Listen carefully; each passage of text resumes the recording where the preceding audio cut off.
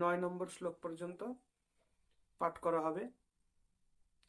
বন্দে অহম শ্রী গুরো শ্রীযুত পদকমলম শ্রীগুরুন বৈষ্ণবাংশ্চ শ্রীরূপম সাগ্রজাতম সহগণ রঘুনাথান্বিতম তম সজীবম সাদ্বৈতম সাবধূতম পরিজন সহিতম কৃষ্ণ চৈতন্য দেবম শ্রী রাধা কৃষ্ণ পাদান সহগণ ললিতা শ্রী বিশাখান্বিতাংশ্চ। ওম অজ্ঞানতিমিরন্ধস্য জ্ঞানাঞ্জনশলাকয় চক্ষুরুন্মিলিতম যেন তস্मै শ্রীগুরবে নমঃ। নমোऽयं विष्णुपादाय कृष्णपृष्ठाय भूतले श्रीमते भक्तिवेदान्त स्वामिनीति नामिने। नमस्ते सारस्वते देवे गौरवाणी प्रचारिणे निर्विशेष शून्यवादी पाश्चात्य देश तारिणे।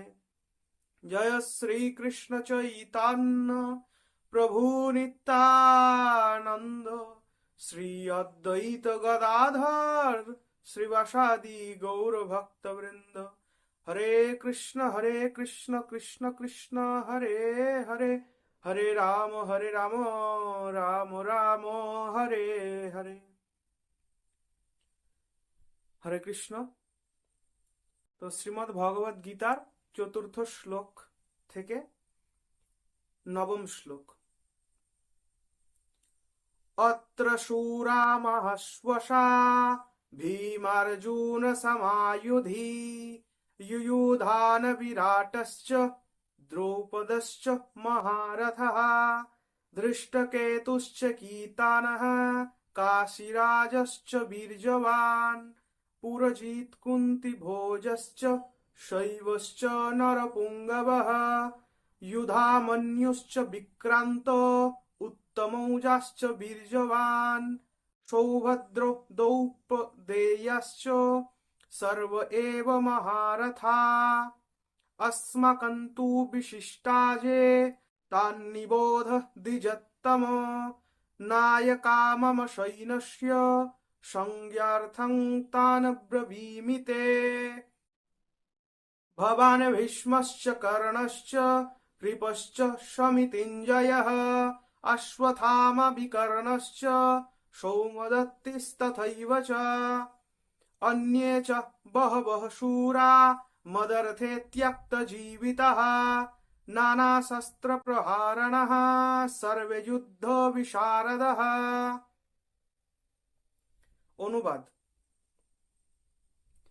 সেই সমস্ত সেনাদের মধ্যে অনেকে ভীম ও অর্জুনের মতো বীর ধনুর্ধারী রয়েছেন এবং যুযুধান বিরাট এবং ধ্রুপদের মতো মহাযোদ্ধা রয়েছেন।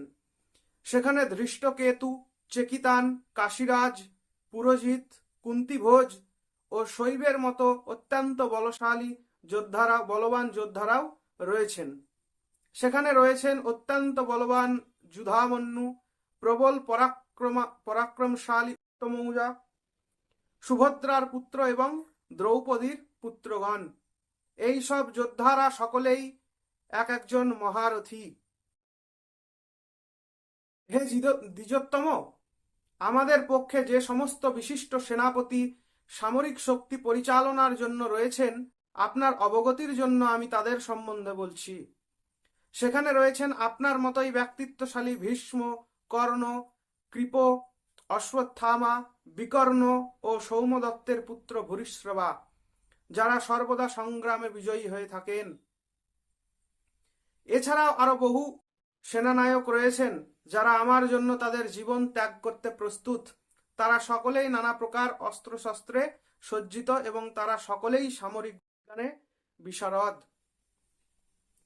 তো কুরুক্ষেত্রের যুদ্ধে উপস্থিত হওয়ার পর আগের ভগবদ্গীতার প্রথম অধ্যায়ের 3টি শ্লোকে এই বর্ণনাগুলি এসেছিল যে সঞ্জয় ধৃতরাষ্ট্রের কাছে সমস্ত যুদ্ধের বর্ণনা করছে এবং বর্ণনাটা এরকম যে দুর্যোধন দ্রোণাচার্যের কাছে উপস্থিত হয়ে দ্রোণাচার্যকে কিছু কথা বলছে।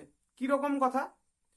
সর্বপ্রথম বলেছে যে দেখুন আচার্য, আপনার শিষ্য ধৃষ্টদ্যুম্নের নেতৃত্বে পাণ্ডবদের যে ব্যূহ আকারে রচনা করার যে সৈন্য, সেটাকে আপনি দর্শন করুন, এবং সেখানে আপনার শিষ্য ধৃষ্টদ্যুম্ন একা নয়, সেখানে আরো অনেক মহারথী আছে যারা ভীম অর্জুন সমাযুধি, ভীম এবং অর্জুনের সমান পরাক্রমশালী, মহাশ্বাসা মানে মহান ধনুর্ধারী, মহারথী মানে যারা রথে যুদ্ধ করতে অত্যন্ত কৌশল, এবং রথে যখন তারা যুদ্ধ করে তখন একই সঙ্গে একাধিক যোদ্ধার সঙ্গে তারা যুদ্ধ করতে পারে, যুদ্ধবিদ্যায় পারদর্শী।